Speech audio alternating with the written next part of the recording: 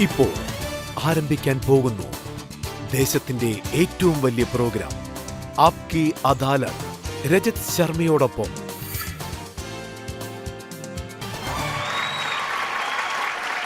നമസ്കാരം. Thank you. ആപ്കി അദാലത്തിൽ ഇന്ന് വരാൻ പോകുന്ന അതിഥി, ഇദ്ദേഹം രാഷ്ട്രീയത്തിലും കോടതി വ്യവഹാരങ്ങളിലും എക്സ്പേർട്ടായ ഒരു വ്യക്തിയാണ്. അദ്ദേഹം ഒരു വാഗ്മിയും കൂടിയാണ്. അദ്ദേഹത്തിന്റെ പാർട്ടിക്ക് ഒരു പ്രശ്നം വന്നപ്പോൾ സംരക്ഷിച്ച ആൾ. മന്ത്രിസഭയിൽ പല ബുദ്ധിമുട്ടുള്ള പദവികൾ വഹിച്ച വ്യക്തിയാണ്. ഇപ്പോൾ ഇലക്ഷൻ മൈതാനത്തിലാണ്. Please welcome former minister Ravishankar Prasad.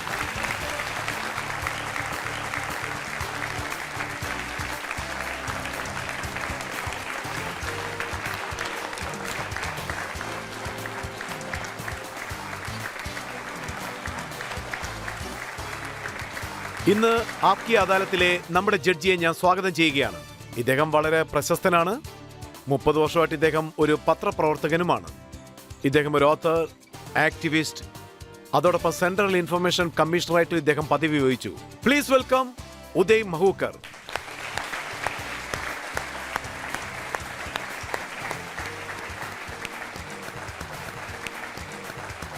നമ്മുടെ കേസ് തുടങ്ങുന്നതിന് മുൻപ് ഇന്നത്തെ ജഡ്ജിയായ ഉദയ് മഹൂക്കറിന്റെ അടുത്ത് അനുവാദം ചോദിച്ചിട്ട് തുടങ്ങാം. അനുവാദം തന്നിരിക്കുന്നു. അടുത്തതായി നമ്മൾ ഈ കേസിന്റെ വാദങ്ങൾ തുടങ്ങുന്നതിന് മുൻപായി ശ്രീ രവിശങ്കർ പ്രസാദിന്റെ പൊളിറ്റിക്കൽ കരിയർ നമുക്കൊന്ന് കാണാം.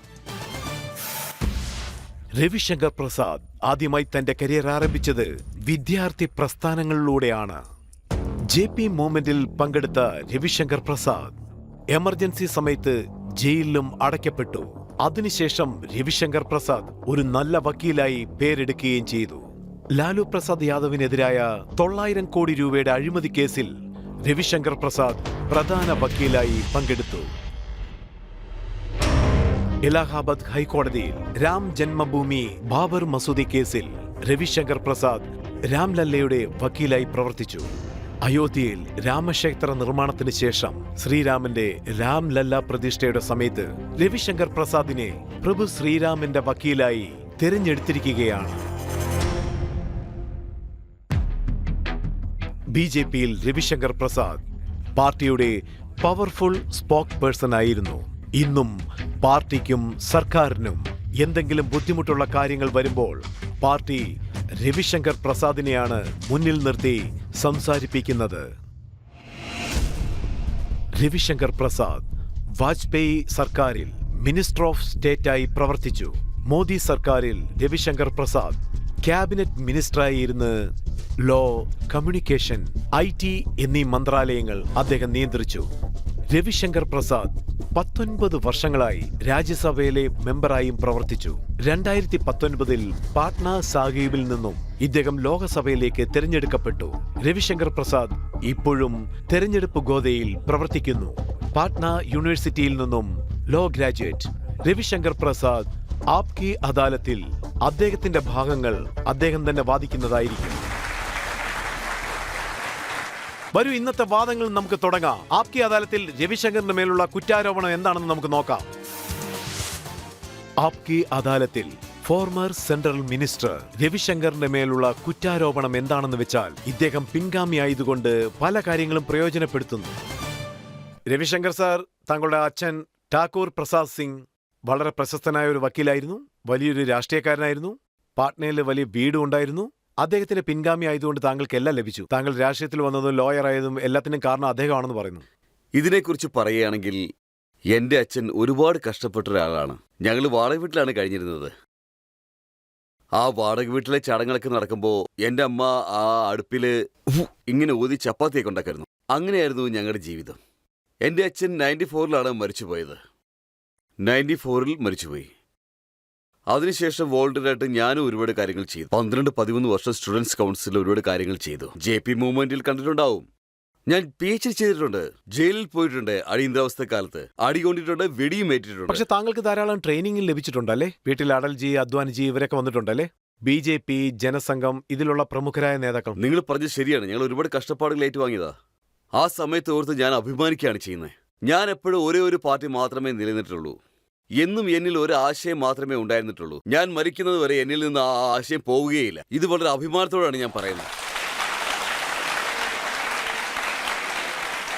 പക്ഷേ താങ്കൾ വളരെയധികം കഷ്ടപ്പെടുന്ന സമയത്ത്, ജയപ്രകാശ് നാരായണന്റെ പോരാട്ടങ്ങൾ നടക്കുന്ന സമയത്ത് ലാലു യാദവാണ് നേതാവെന്ന് കേട്ടു. നിങ്ങൾ പറഞ്ഞത് ശരിയാണ്. അതെന്താണെന്ന് വെച്ചാൽ, ഞാൻ ആ സമയത്താണ് +2 പാസ്സായത്. സുശീൽ മോഡി ആ സമയത്ത് VS-ലായിരുന്നു. Lalu Prasad final year law ചെയ്യായിരുന്നു. അത് എത്ര വർഷം ഉണ്ടായിരുന്നു എന്നോട് ചോദിക്കരുത്. ഓക്കെ. ഞങ്ങളൊക്കെ ആ സമയത്ത് സ്റ്റുഡൻസ് കൗൺസിൽ ഇലക്ഷനെ വഴക്കുണ്ടാക്കിയവരാണ്. അതാണ് സത്യം. ഞാൻ അസിസ്റ്റന്റ് ജനറൽ സെക്രട്ടറി ആയിരുന്നു. സുശീൽ മോഡി ജനറൽ സെക്രട്ടറി ആയിരുന്നു. പിന്നെ പ്രസിഡന്റായി. ഒരുപാട് വലിയ കാര്യങ്ങളൊക്കെ ചെയ്യണമെന്ന് ആഗ്രഹിച്ചു. ജോലിയില്ലായ്മയ്ക്കെതിരെ ഞങ്ങൾ സമരം ചെയ്തു. അതിനുശേഷം JP വന്നു. പിന്നെ മിസാലയെ അറസ്റ്റ് ചെയ്തു. അദ്ദേഹം താങ്കളോടൊപ്പം ഉണ്ടായിരുന്നു. അതുമല്ലാതെ നല്ലൊരു സുഹൃത്തുമായിരുന്നു. പോരാട്ട സമയത്ത് താങ്കളോടൊപ്പം ജയിലിലും വന്നിരുന്നു. പക്ഷെ അദ്ദേഹം CM ആയ സമയത്ത് താങ്കൾ അദ്ദേഹത്തിന്റെ മേൽ കേസ് വിട്ടല്ലോ. ഇങ്ങനെ മുതുകിലാണോ കുത്തേണ്ടത്? ശരി രജി സാർ, ഞാൻ അപ്പൊ ചോദിക്കുന്നതിന് സൗഹൃദത്തിന് മറുപടി ഒരു പറയൂ. വിലയില്ലേ? എനിക്കൊരു കാര്യം ചോദിക്കാനുണ്ട്. JP എന്താണ് പറഞ്ഞത്? അയിത്തങ്ങളൊക്കെ എതിർത്ത് പുതിയൊരു ബീഹാർ ഉണ്ടാക്കണമെന്നല്ലേ? ആ സമയത്ത് ആ ലാലുജി അയിത്തങ്ങളൊക്കെ പ്രോത്സാഹിപ്പിക്കുകയായിരുന്നു ചെയ്തത്. ആ സമയത്ത് എന്താ നടന്നതെന്ന് ഞാൻ നിങ്ങളോട് പറഞ്ഞു തരാം. 3000 കോഴികളെ 2 മാസത്തിനുള്ളിൽ 5 കോടിയുടെ ധാന്യങ്ങൾ കഴിക്കോ? മനസ്സിലായില്ലേ? പാവപ്പെട്ടവർക്ക് പശുക്കളെ ദാനം ചെയ്യണം എന്നുള്ളത് സെൻട്രൽ ഗവൺമെന്റിന്റെ ഡിസിഷനാണ്. വിതരണം ചെയ്തായിരുന്നോ? അത് വിതരണം ചെയ്തു. എന്നിട്ടെന്താ സംഭവിച്ചേ? ഇതൊരു ചോദ്യമാണല്ലേ. ബസ്സിലും ട്രക്കിലും കൊടുത്തു. അതിനുശേഷം സ്കൂട്ടറിൽ കൊണ്ടുപോയെന്ന് വരെ നമുക്ക് മനസ്സിലായി. എങ്ങനെയാണ് ഈ സ്കൂട്ടറിലൊക്കെ പശുക്കളെ കൊണ്ട് കൊടുക്കാൻ പറ്റുക? ഇതൊക്കെ കള്ളത്തരമല്ലേ? PIL ചെയ്തു. ആ സമയത്ത് ഞാൻ വളരെ വലിയൊരു റിസ്ക് എടുത്തേ. ഈ മാഫിയ ആൾക്കാരൊക്കെ എന്നെ ചിലപ്പോൾ കൊന്നു കളഞ്ഞേനെ. വക്കീലായിരുന്നു ഞാൻ. സുശീൽ മോഡിക്ക് ഒരു പെറ്റീഷൻ കൊടുത്തു. CBIയിൽ എൻക്വയറി നടന്നു. എല്ലാവരും കുടുങ്ങുകയും ചെയ്തു. പക്ഷേ രജത് സാർ, ഒരാൾക്കും വെളിയിൽ വരാൻ പറ്റിയിരുന്നില്ല. ചെറിയ ചെറിയ സപ്ലയർമാർ പോലും ജയിലിൽ പോയിരുന്നു. ലാലുജി 4 കേസിലകത്ത് പോയി. IAS ഓഫീസേഴ്സും അകത്തുപോയി. ഇൻകം ടാക്സ് കമ്മീഷണറും പോയി. ഒരുപാട് മന്ത്രിമാരും പോയി. എനിക്ക് ഒരുപാട് സന്തോഷമായി. അയിത്താചാരങ്ങളെ കുറിച്ച് JP എനിക്ക് പഠിപ്പിച്ചു തന്നു. ഇപ്പോൾ ഞാൻ അതാണ് ചെയ്തുകൊണ്ടിരിക്കുന്നത്. പക്ഷേ ആ സമയത്ത് എന്താണ് പറഞ്ഞതെന്ന് വെച്ചാൽ, താങ്കൾക്ക് എന്തുകൊണ്ട് ലാലു പ്രസാദിനോട് ദേഷ്യം വന്നെന്ന് വെച്ചാൽ, അദ്ദേഹം അദ്വാനിജിയുടെ രഥയാത്ര തടഞ്ഞു, അദ്ദേഹത്തിന്റെ രാമ ആഘോഷം തടഞ്ഞ് അദ്ദേഹത്തെ ജയിലിലിട്ടതുകൊണ്ട് താങ്കൾക്ക് ദേഷ്യം വന്നതായിട്ട് പറയുന്നു. അതിലെന്തെങ്കിലും സത്യം? നിങ്ങൾ പറഞ്ഞത് ശരിയാണ്. ഞാൻ ഇപ്പോഴും വക്കീൽ തന്നെയാണ്. ഞാൻ പട്ന കോടതിയിൽ വാദിച്ചുകൊണ്ടിരുന്നപ്പോൾ എന്നെ വിളിപ്പിച്ചിരുന്നു. എനിക്ക് ഒരു കാര്യം അറിഞ്ഞാൽ മതി. ഇലക്ഷനിൽ ജയിച്ചുകൊണ്ട് മോഷ്ടിക്കാനുള്ള ലൈസൻസ് അദ്ദേഹത്തിന് കിട്ടിയോ ഇല്ലയോ? ലാലുജി സെക്യുലറായിട്ട് മാറി, താങ്കളാണെങ്കിൽ കമ്മ്യൂണലായിട്ട് മാറി, പിന്നെ താങ്കൾ രാമന്റെയും വക്കീലായിട്ട് മാറി. ഭഗവാൻ ശ്രീരാമന്റെ വക്കീലായി മാറിയെന്ന്. ശ്രീരാമദേവന് സേവ് ചെയ്യാൻ കഴിഞ്ഞത് ഈ ജന്മത്തിലെ എന്റെ ജന്മപുണ്യമാണ്.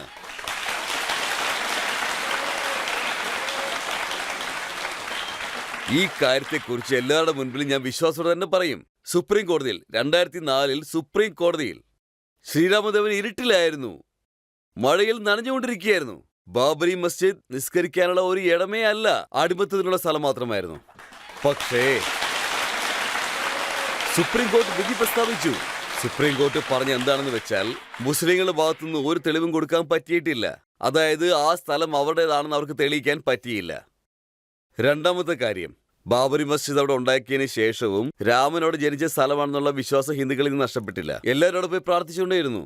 സൈക്കോളജിക്കൽ സർവേ അവിടെ പോയി സർവേ ചെയ്ത സമയത്ത് 8ാമത്തെ നൂറ്റാണ്ടിലും ആ ക്ഷേത്രം അവിടെ താഴെ ഉണ്ടായിരുന്നു. ക്ഷേത്രത്തിന് മുകളിലാണ് ആ മസ്ജിദ് പണിതത്. ഞങ്ങൾ അതിനാണ് പറഞ്ഞത്. രജത് സാർ, നിങ്ങൾ അനുവദിക്കുകയാണെങ്കിൽ ഞാനൊരു കാര്യം നിങ്ങളോട് പറയാം. ദയവേത് തെറ്റിദ്ധരിക്കരുത്.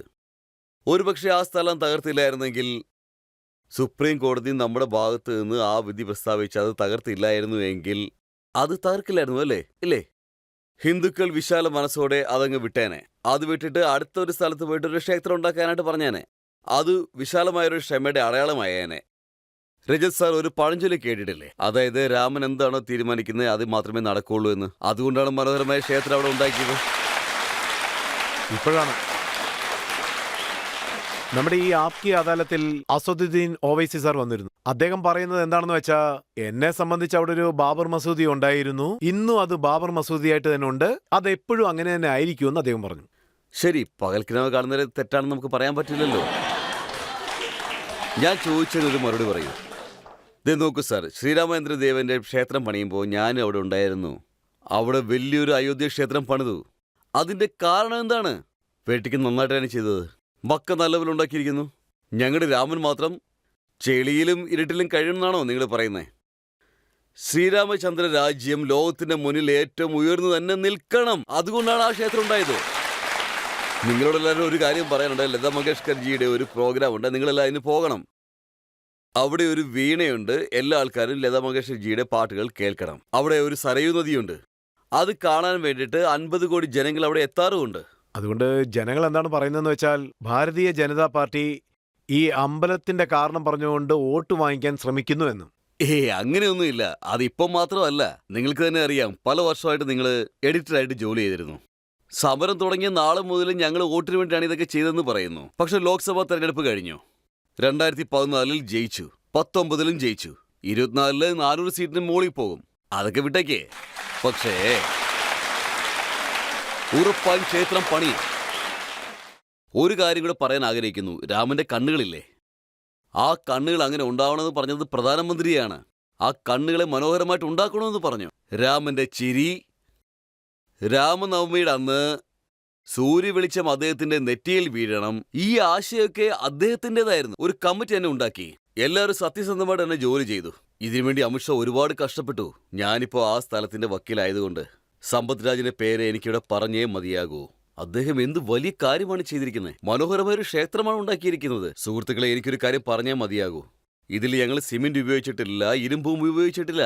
ഇരുമ്പ് 100 വർഷം മാത്രമേ ഉണ്ടാവുകയുള്ളൂ. സിമെന്റ് ആണെങ്കിൽ 125 വർഷവും. ആ കാലത്ത് ക്ഷേത്രങ്ങൾ ഉണ്ടാക്കാനായിട്ട് നമ്മൾ ഇതൊന്നും ഉപയോഗിച്ചിട്ടുണ്ടായിരുന്നില്ല. കല്ലുകൾ, ചെമ്പ് കമ്പികൾ, പിന്നെ പിച്ചള, അതിലങ്ങനെ ചുറ്റിവിട്ട കമ്പികളാണ് നമ്മൾ ഉപയോഗിച്ചത്. എത്ര മനോഹരമായിട്ട് ഉണ്ടാക്കിയിരിക്കുന്നോ, നിങ്ങൾ പോയി കാണണം. ഇതിൽ ഞാൻ ഒരുപാട് അഭിമാനിക്കുന്നു രേസ് സാർ. രാമൻ എങ്ങനെയാണ് ഒരു അണ്ണൻ സഹായമായത്, അതുപോലെ ഈ ക്ഷേത്രത്തിന് എന്നാലാവത് ഞാനും ചെയ്തു. ഒരുപാട് സന്തോഷമുണ്ട്. പക്ഷേ ഇവിടെ മറ്റൊരു കാര്യം, രാഹുൽ ഗാന്ധി ഇങ്ങനെയുള്ള പ്രഭാഷണമൊന്നും കേൾക്കില്ല. അദ്ദേഹം യാത്ര സഞ്ചരിക്കുന്ന സമയത്ത് ജനങ്ങളോട് എന്താണ് പറഞ്ഞതെന്ന് വെച്ചാൽ, ശ്രീരാമന്റെ അമ്പലത്തിന്റെ കുംഭാഭിഷേക സമയത്ത് അവിടെ അംബാനി ഉണ്ടായിരുന്നു, അവിടെ അദാനിയും ഉണ്ടായിരുന്നു, അമിതാഭ് ബച്ചനും ഉണ്ടായിരുന്നു, ഐശ്വര്യ റായി അവിടെ ഡാൻസും കളിച്ചെന്ന്. ഞാൻ പക്ഷെ പാവങ്ങൾ ആരും ഇല്ലായിരുന്നു. അതെ, ഞാൻ അവിടെ തന്നെയായിരുന്നു ഉണ്ടായിരുന്നത്. പക്ഷെ അവിടെ ഐശ്വര്യ റായി വന്നിട്ടേയില്ല. രാഹുൽ ഗാന്ധിക്ക് ആരാണ് ഹോംവർക്ക് ചെയ്ത് കൊടുക്കുന്നത്? അതാണ് എനിക്ക് മനസ്സിലാകാത്തത്. കുറച്ച് കാര്യങ്ങളെങ്കിലും മനസ്സിലാക്കണം. അയാളും ക്ഷേത്രത്തിൽ പോയിട്ട് ഞാനും ഹിന്ദുവാണെന്ന് പറയുന്നുണ്ട്, കുലവും ഗോത്രമൊക്കെ ഇതാണെന്ന് പറയുന്നു. ഇപ്പോ വേറെന്തൊക്കെയോ കാര്യങ്ങൾ പറയുന്നുണ്ട്. ഹിന്ദുക്കളുടെ ശക്തിയെ എതിർത്ത് നിൽക്കുന്നു. എനിക്കിതിനെപ്പറ്റി പറയാനുള്ളത്, രാമജന്മഭൂമി പോരാട്ടത്തിൽ ഒരുപാട് പാവങ്ങളും ബന്ധപ്പെട്ടിട്ടുണ്ട്. ഈ ക്ഷേത്രത്തിൽ ഇപ്പോൾ വരുന്ന 50 കോടി ആൾക്കാരും പണക്കാരാണെന്നാണ് പറയുന്നത്. ബഹുമാനപ്പെട്ട രാഹുൽ ഗാന്ധി, നിങ്ങൾ എന്ത് വേണമെങ്കിലും പറഞ്ഞോളൂ. ഈ നാട്ടിലുള്ള ജനങ്ങൾക്ക് ശ്രീരാമദേവനോടുള്ള ഭക്തി മാത്രം നശിപ്പിക്കരുത്, അത്രയേ ഉള്ളൂ. അത് മാത്രമേ പറയാനുള്ളൂ. എനിക്ക് താങ്കളോടൊരു വലിയ ചോദ്യം ചോദിക്കാനുണ്ട്. ഈ ചോദ്യം രാഹുൽ ഗാന്ധിയോടും മറ്റുള്ള ആൾക്കാരോടും എനിക്ക് ചോദിക്കാനുള്ളത് തന്നെയാണ്. ഹിന്ദു ദൈവങ്ങളെക്കുറിച്ച് നിങ്ങൾ ഈ പറയുന്ന കാര്യങ്ങളെല്ലാം തന്നെ നിങ്ങൾക്ക് മറ്റുള്ള മതങ്ങളെക്കുറിച്ചും മറ്റുള്ള ദൈവങ്ങളെക്കുറിച്ച് ഇങ്ങനെയൊക്കെ സംസാരിക്കാൻ കഴിയുമോ? സംസാരിക്കാൻ നിങ്ങൾക്ക് ധൈര്യമുണ്ടോ? ഇല്ല അല്ലേ? എനിക്കൊരു കാര്യമേ പറയാനുള്ളൂ. എല്ലാ മതത്തിലുള്ള ദൈവങ്ങളെയും നമ്മൾ ബഹുമാനിക്കണം. ഹിന്ദു ആയാലും ക്രിസ്ത്യൻ ആയാലും മുസ്ലിം ആയാലും ആരായിരുന്നാലും. പക്ഷെ മറ്റുള്ള ആൾക്കാർക്കെല്ലാം നിങ്ങൾ ബഹുമാനം കൊടുക്കുന്നു. പക്ഷെ നമ്മുടെ രാമനും കൃഷ്ണനും ഭഗവാന്മാർക്കും സനാതന ധർമ്മത്തിനും ഇതുപോലെ അപമാനിക്കുകയാണെങ്കിൽ അതെനിക്ക് സഹിക്കാൻ കഴിയുന്ന കാര്യമല്ല. അതിനുള്ള മറുപടി ജനങ്ങൾ പറയട്ടെ. ശരി, നമുക്ക് ജനങ്ങളോട് ചോദിക്കാം. ഇവിടെ ആർക്കെങ്കിലും എന്തെങ്കിലും ചോദ്യം ചോദിക്കണമെങ്കിൽ തീർച്ചയായിട്ടും ചോദിക്കാം. ഞാൻ ശ്രീരാമന്റെ വക്കീലിന്റെ അടുത്ത് ചോദ്യങ്ങൾ ചോദിക്കാൻ ആഗ്രഹിക്കുകയാണ്. സാർ, ഇപ്പോൾ അയോധ്യയിൽ രാമന് വേണ്ടി ക്ഷേത്രം നിർമ്മിക്കപ്പെട്ട് കഴിഞ്ഞിരിക്കുകയാണ്. അതുപോലെ തന്നെ കാശിയിലും മധുരയിലും നമ്മൾ ഇനിയും എത്ര നാൾ കാത്തിരിക്കണം? രാമൻ ഒരു മര്യാദ പുരുഷൻ തന്നെയായിരുന്നു. ഇപ്പോൾ നിയമപ്രകാരം വലിയൊരു ക്ഷേത്രം നമ്മൾ പണിതില്ലേ? നമ്മളെപ്പോഴും വിശ്വാസമുള്ള ആൾക്കാർ തന്നെയാണ്. അവിടെ ഇപ്പോഴും കേസ് നടക്കുന്നുണ്ട്. പക്ഷേ ഈ ലക്ഷ്യത്തിലേക്ക് ഞാൻ നിങ്ങൾക്ക് തുണയായിട്ടുണ്ട്. രാജ്യത്തെ കോടിക്കണക്കിനുള്ള ഹിന്ദുക്കളുടെ ആഗ്രഹമാണിത്, വളരെ വലിയ ആഗ്രഹം. കൃഷ്ണന്റെ ജന്മഭൂമിയായ മധുരയിലും ഉറപ്പായും ക്ഷേത്രം പണിയണം. അതുപോലെ കാശിയിലും ഒരുപാട് കാര്യങ്ങൾ ചെയ്യുന്നുണ്ട്. അത് പെട്ടെന്ന് തന്നെ തീരും. അതുകൊണ്ട് നിങ്ങൾ ആരും വിഷമിക്കണ്ട. ഞാൻ നിങ്ങളോട് പറയാൻ ആഗ്രഹിക്കുന്ന ഇതാണ്. ശ്രീരാമചന്ദ്രന്റെ കുംഭാഭിഷേകത്തോടു കൂടി സനാതനധർമ്മം വീണ്ടും ഉയർന്നു വന്നു. ഈ നാടിന്റെ വളർച്ചയുടെ ഉദയമാണിത്. സാർ, രാഷ്ട്രീയ കേസുകൾ ഒഴികെ വേറെന്തൊക്കെയാ ഇഷ്ടം? എങ്ങനെയാ നിങ്ങൾ റിലാക്സ് ചെയ്യുന്നേ? ഞാൻ ഒരുപാട് പുസ്തകങ്ങൾ വായിക്കാറുണ്ട്. രാത്രിയിൽ ചരിത്ര പുസ്തകങ്ങൾ, സംസ്കൃത പുസ്തകങ്ങളൊക്കെ വായിക്കാറുണ്ട്. എനിക്ക് സംഗീതം ഒരുപാട് ഇഷ്ടമാണ്. അതിൽ പ്രധാനമായിട്ടും ശാസ്ത്രീയ സംഗീതമാണ്. രാവിലെ ഭജനകൾ കേൾക്കും. അങ്ങനെയാണ് ഞാൻ റിലാക്സ് ചെയ്യുന്നത് തന്നെ. പക്ഷെ ഞാൻ 17 മുതൽ 18 മണിക്കൂർ ജോലി ചെയ്യുന്നുണ്ട്. ആ ജോലിയിൽ നിന്ന് തന്നെയാണ് ഞാൻ റിലാക്സേഷൻ കണ്ടെത്തുന്നത്. നമ്മുടെ രജത് സാറ് നാട്ടിലെ വലിയൊരു എഡിറ്ററാണ്. 30 വർഷമായിട്ട് ആപ്കെ അദാലത്തിൽ തന്നെയുണ്ട്. ഇതിൽ നിന്നാണ് ഇദ്ദേഹത്തിന് സന്തോഷം ലഭിക്കുന്നത്. അങ്ങനെ ഒരു ഗുഡ് വർക്ക് ചെയ്യുന്നത് കൊണ്ട് ഒരു റിലാക്സേഷൻ നമുക്ക് കിട്ടുന്നില്ലേ? അതിന്റെ സന്തോഷം ഒന്ന് വേറെ തന്നെയാണ്. അതാണ് എനിക്ക് ഏറ്റവും ആവശ്യം. താങ്കളുടെ കുട്ടിക്കാലത്ത് താങ്കൾ മൗത്ത് ഓർഗൻ വായിക്കുമെന്ന് ഞാൻ കേട്ടു. അതിൽ നല്ല പാട്ടും പാടുമെന്ന് കേട്ടു. മേരെ സപ്നോങ്കി റാണി കബായെന്നൊക്കെ. അല്ല, ഒരു കാര്യം ചോദിക്കട്ടെ, ഇപ്പോഴത്തെ ചെറുപ്പക്കാരുടെ മനസ്സിൽ പാട്ടും ഡാൻസും അല്ലാതെ വേറെ എന്താ ഉള്ളത്? നിങ്ങൾ തന്നെ പറയേ. നിങ്ങൾ നോക്കി, ഇത്രയും കുട്ടികളോട് ഇരിപ്പുണ്ട്. ഒരു ദിവസം ഞാനും അമ്മയും കൂടി മാർക്കറ്റിൽ പോയപ്പോൾ അമ്മ എനിക്ക് മൗത്ത് ഓർഗൻ വാങ്ങി തന്നായിരുന്നു. ഞാനതിങ്ങനെ വായിച്ചു വന്നപ്പോഴത്തേക്ക് നല്ലൊരു മ്യൂസിക് ഉണ്ടായി. അതിനുശേഷമാണ് ഞാൻ അമ്മയോട് പറഞ്ഞത് എനിക്ക് നല്ലൊരു മൗത്ത് ഓർഗൻ വാങ്ങിത്തരാൻ. ആ സമയത്താണ് ആരാധന എന്നൊരു പടം ഇറങ്ങിയത്. ആരാധന പടത്തിലെ മേരെ സപ്നോങ്കി റാണി എന്നൊരു പാട്ട് വന്നു. ആ പടത്തിലെ രാജേഷ് ഖന്നയുടെ ഡ്രൈവറായിരുന്ന സുജിത് ഖന്ന ഒരു മൗത്ത് ഓർഗൻ വായിച്ചു. ആ പാട്ട് കേട്ടതിന് ശേഷമാണ് ഞാൻ മൗത്ത് ഓർഗൻ വായിച്ചത്. എനിക്ക് ഒരുപാട് ഇഷ്ടമായിരുന്നു. ഞാനും ആ പാട്ട് പാടി. താങ്കൾക്ക് സപ്നോങ്കി റാണി ലഭിച്ചു? നിങ്ങൾ പറഞ്ഞത് ശരിയാണ്. എന്റെ സ്വപ്ന റാണി മായ ശങ്കർ എന്റെ കൂടെ തന്നെയായിരുന്നു പഠിച്ചുകൊണ്ടിരുന്നത്. അവര് ഹിസ്റ്ററി ക്ലാസ്സിലും ഞാൻ പൊളിറ്റിക്കൽ സയൻസിലും. പക്ഷേ MA-ക്ക് ശേഷമേ ഞാൻ കല്യാണം ചെയ്യുള്ളൂ എന്ന് തീരുമാനമെടുത്തിരുന്നു. പാറ്റ്നയിൽ അവര് പ്രൊഫസറായിരുന്നു, അതോടെ സ്പീക്ക് മേക്കിന്റെ പ്രസിഡന്റും. എന്റെ സ്വപ്ന റാണിയെ എനിക്ക് ലഭിച്ചു. വരൂ, നമുക്കിപ്പോൾ ഒരു ഇടവേള ആവശ്യമാണ്. ഇടവേളയ്ക്ക് ശേഷം നമുക്ക് രവിശങ്കർ പ്രസാദിനോടുള്ള ചോദ്യശരങ്ങൾ ചെയ്യാം. ഇതെല്ലാം തന്നെ മോഡിജിയുടെ നിർദ്ദേശത്തിൽ നടന്ന കാര്യങ്ങളാണ്. അതിനൊക്കെ ഒപ്പം ഞാനും ഉണ്ടായിരുന്നു. ഈ നാട്ടിൽ 220 കോടി വാക്സിനാണ് ചെയ്തത്. ന്യൂസ് എല്ലാം നിങ്ങളുടെ മൊബൈലിൽ വന്നിട്ടുണ്ട്. ഇതൊക്കെ വേറെ എവിടെയെങ്കിലും നടക്കൂ?